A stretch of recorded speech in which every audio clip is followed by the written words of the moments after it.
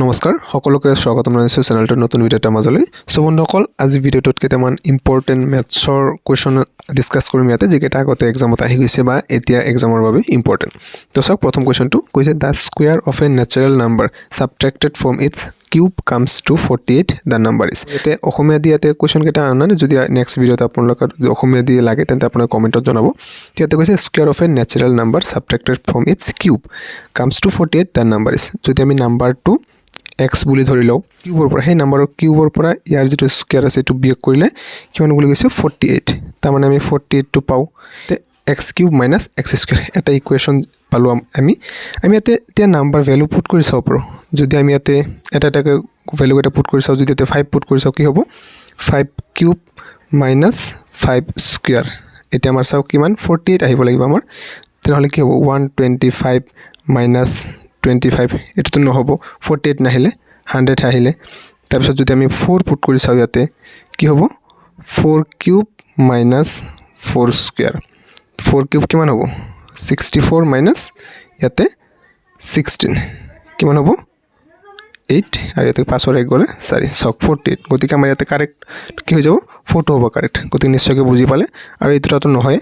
আপোনালোকে চাই লব ইয়াতে কৈছে the average age of a and b is 30 years and that of b and c is 26 years the difference of the age of a and c is তো ইয়াতে কৈছে average তো average মানে কি আমি যদি কোনোবে না জানে মই কৈ দিউ যে যদি দুটাৰ কথা কয় তেন্তে আমৰা সাপোজ a আৰু b এৰ এভাৰেজৰ কথা কৈছে মানে a প্লাস b হৈ যাব এভাৰেজ মানে যি কেটা থাকে গটে কেটা প্লাস কৰি যিমান কেটা পালম ইয়াতে সেই কেটা দি ডিভাইড হ'ব যদি আমি ইয়াতে a আৰু b এৰ কথা কওঁ তেন্তে a প্লাস b আৰু কেটা আছে দুটা গতিকে ডিভাইডেড বাই 2 এটি হ'ব এভাৰেজ সেটা average of a and b is 30 তো আমি কি কম a plus b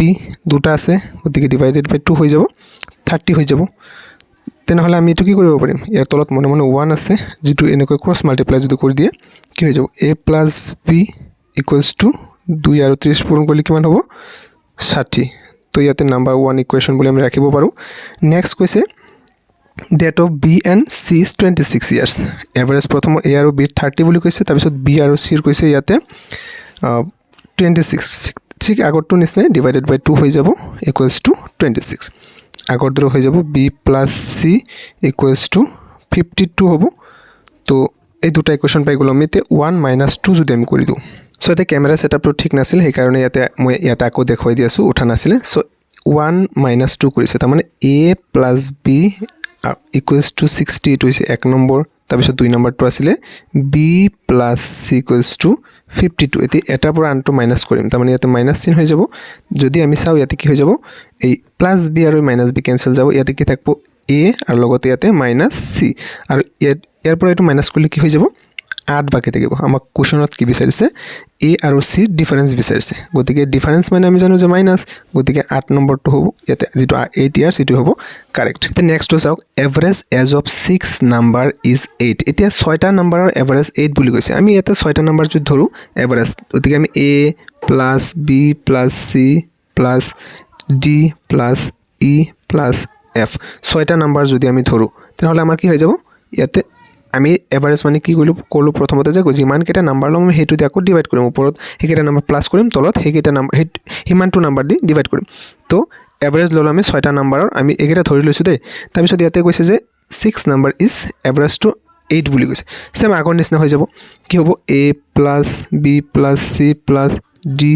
+ e + f = এটো ক্রস মাল্টিপ্লাই হৈ যাব হয় ন তো ক্রস মাল্টিপ্লাই হৈ গলে ইয়াতে কি হৈ যাব 8 6 গুণ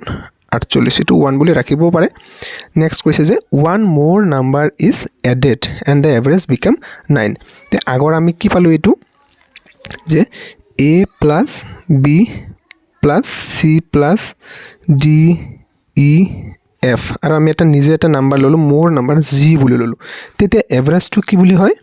এভাৰেজ টু কিমান বুলি কৈছে ইয়াতে 9 হৈ যায় হয় ন কৈছে যে এভাৰেজ become 9 এতিয়া আমাৰ আগত কিমান আছিল 6টা আছিল এতিয়া 7টা হৈ গল মানে আমাৰ কিমান ডিভাইড হ'ব 7 দি গতে কি হৈ যাব আগৰ নিচিনা a + b + c + d e f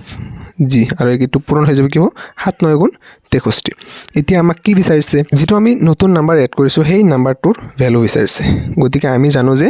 এই f লৈকে ভ্যালুখিনি কিমান আছিল আমাৰ 48 গতিকে আমি যদি এইখিনি লৈকে ভ্যালুটো যদি আমি মানটো বহাই দিও 48 প্লাস g থাকিব ইকুৱেলছ টু ইয়াতে 63 হয় ন তো নেক্সট আমাৰ ইয়াতে g2 থাকিল 63 টু ইয়াতে থাকিল এটো প্লাস 48 ইফালে গলে মাইনাস 48 কিমান হৈ যাব 13 পৰা 8 গলে 5 আৰু এটা থাকিল 5 5 আৰু 4 গলে 15 নম্বৰ কিমানত আছে ইয়াতে এই নম্বৰটো হ'ব কাৰেক্ট গতিকে নিশ্চয়কৈ বুজি পালে আশা কৰিছো নেক্সট আৰু এটা লাষ্ট ইজি কোৱেশ্চন আছে কোৱেশ্চনটোত কৈছে a boy was asked to write 2 to the power 5 into 9 square but he wrote 2592 what is the numerical difference between the two এজন লৰা কৈছে এই কেটাৰ এটোৰ ভ্যালু লিখিবলৈ কোৱা হৈছে কিন্তু তাৰ ঠাইত এটো লিখিছে গতিকে আমি যদি 2 to the power 5 into 9 square এক যদি ভাঙি দিও কিমান হ'ব 2 to the power 5 মানে হৈ যাব ইয়াতে 32 32 into 9 square 9 9 গুণ 81 দুটা যদি আমি পূৰণ কৰো কিমান হ'ব 81 আৰু 32 কিমান হ'ব 2 গুণ 2 2 8 গুণ 16 3 গুণ 3 3 গুণ 24 2 থাকিল 9 5 2592 হল কিন্তু ই লিখিছিল কি 2592 লিখিছিল আৰু একেটা নিউমেৰিকেল ডিফাৰেন্স কি হৈ যাব ইটো পৰা ইটো সেম ভ্যালু গতিকে 0 হ'ব কিমান নম্বৰ বি নম্বৰটো হ'ব কাৰেক্ট তো আজিৰ ভিডিওটো দিমানে আছিল যদি ভিডিওটো ভাল পাইছে নিশ্চয়কৈ লাইক কৰিব নতুন ভিডিও পাই থাকিবলৈ চেনেলটো সাবস্ক্ৰাইব কৰি কাষত থকা বেল আইকনটো প্ৰেছ কৰিব পুনৰ লগ পাম নতুন ভিডিও এটাত থ্যাংক ইউ